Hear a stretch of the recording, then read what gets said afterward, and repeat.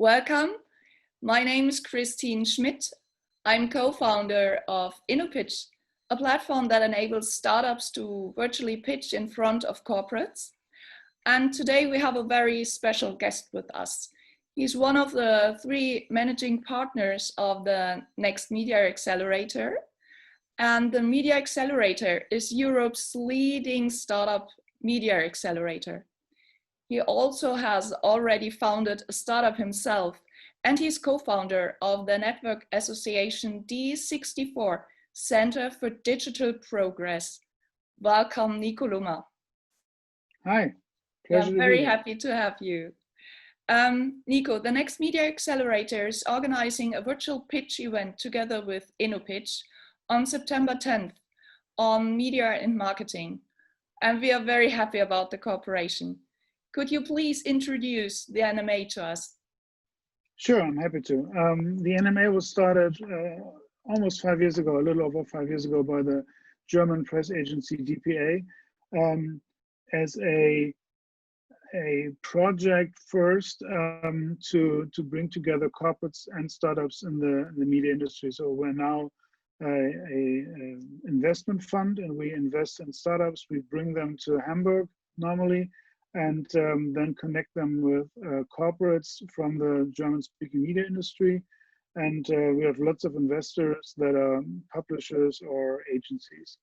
And but what we do is we connect startups and corporates together so that they start new projects together, so that they learn from each other about, agile work atmosphere, the market, all those topics where the combination of startups and corporates is really interesting. I always call this calculated irritations when those two worlds collide. And this is what we do. And we do this in order to promote innovation in the media industry, because we think it's necessary for Western democracy to have an ecosystem, a media ecosystem that's healthy, that's diverse, and that's obviously also financially sound. So that's why we do this. Yeah, that's very great. I know that this week you started a new batch, and what do startups have to do to get a spot at your accelerator? Well, first of all, it helps if they apply, and we do this twice a year. We usually have between 5 to 10 teams per batch. And we are looking for startups that do something innovative, mostly with lots of new tech or with an interesting new content format.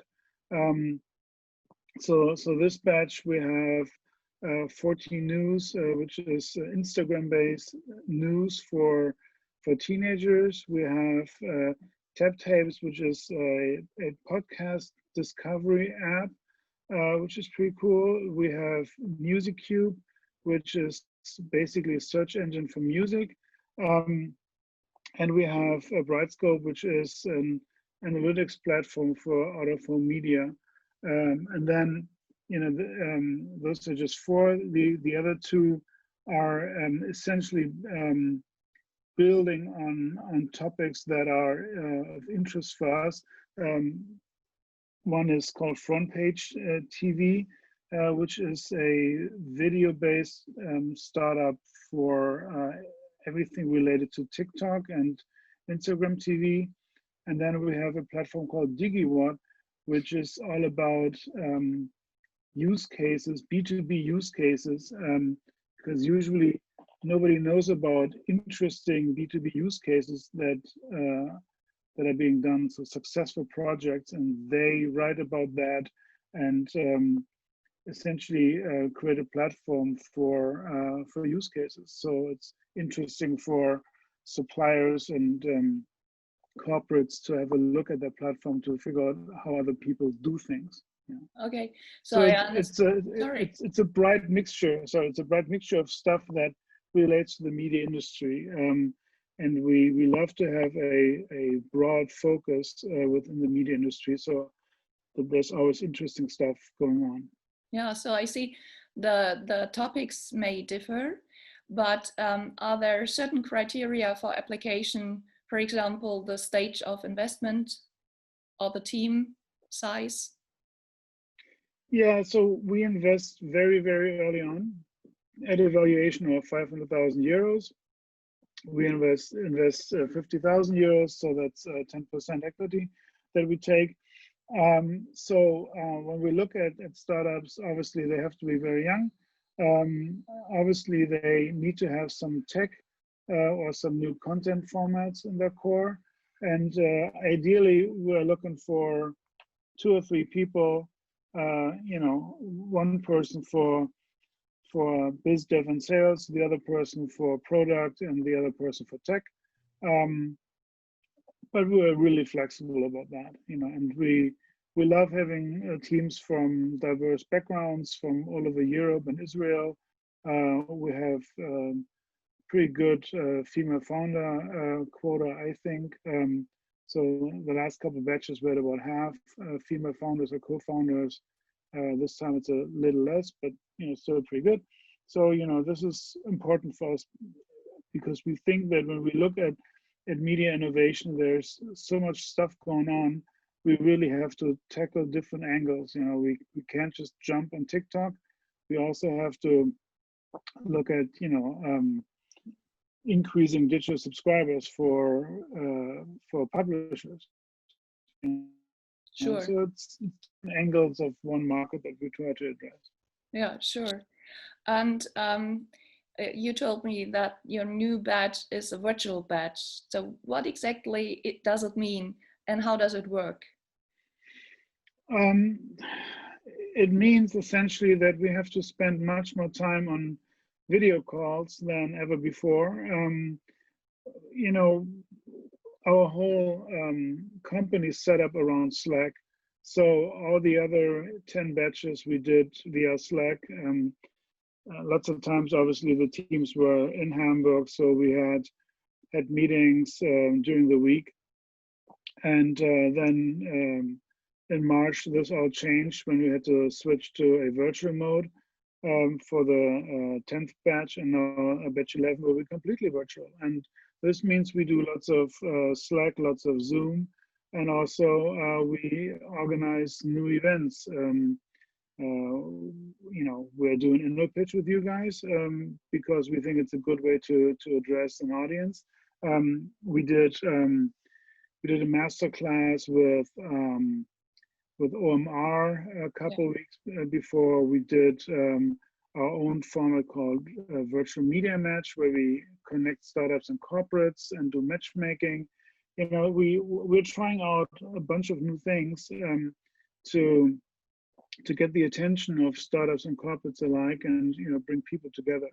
Yeah. And that's difficult, but at the same time it's fun because we can try out new formats and figure out what works and what doesn't. Yeah. And just to mention, your masterclasses together with Omar was huge because Omar is a fair here located in Hamburg with 50 to 70,000 participants, only in the media and marketing industry. So the impact was huge. Okay, another question concerning the Corona pandemic. Have you observed that investors are looking for a certain kind of topics in startups right now because of Corona? Obviously during a time like this where everything's new and weird and different, and there are new winners and losers, and the winners currently are startups doing something with video and video-based collaboration. If you look at the stock market and see Zoom's performance, wow, that's pretty unique. And so our video-based startups like Content Flow or Scenic have been tremendously successful in the last half year, where others had not, that big of a chance to talk to corporates about reorganizing processes in the newsroom or stuff like that, because when the newsroom is not there because everybody's at home, then it's kind of hard to discuss that kind of stuff. But you know, when we look at the VC market, we see that there's some new attention on the media industry, because you know, media is still the groundwork that holds everything together. And if you want to sell something online, you have to reach people through media, through advertising, through content marketing, through whatever. You know, it's media is always the basic, the underlying stuff. So there is some new attention, but Yeah. all in all, the VCs have been a little too quiet in the last couple months and shying away from investments. Yeah. Okay. Yeah, that would be my next question. Do you have the impression that the VCs are as active as they have been before, or are they just protecting their old investments? Yes, some are doing exactly that. They use the money that they still have in their funds, also the support they get from the governments, to essentially help their existing portfolio survive, which is something I understand. And then there are others who quickly raise new funds on e-health, or on other topics that are relevant now. And then there's a third part of the VC market that is basically just sitting still, holding tight, and waiting for this all to be over, you know. And this is a rather passive approach, which I don't think makes sense, but you know, it is what it is sometimes. Yeah. And do you have a special tip for the startups to remain competitive and to gain new customers despite the Corona pandemic? Yeah, I mean, I would, you know, I would talk to as many people as possible, and you know, join innopitch, obviously, but you know, join other networking events as well, and try to put yourself out there and talk to people, you know, because then you get relevant feedback and you stay in the loop. So this is what I would do. And if you can test your product right now with people, because there's just no attention there, you know, because of whatever you do in the market, then build on your product, you know. That's the thing I would do, you know. Go back into a semi-stealth mode and work heavily on your product and be ready when the economy picks up again. And there are the first signs that the economy is picking up. So, you know, be ready to have customers again. Yeah, so prepare for the time afterwards. Nico Yeah. Lumma, thank you very much for your insights. We are very, very happy to have this joint event on September 10th together with the NMA. Thank you very much for the interview, and goodbye, Nico. Yeah, you're welcome. We're looking Bye-bye. forward to this. Bye-bye.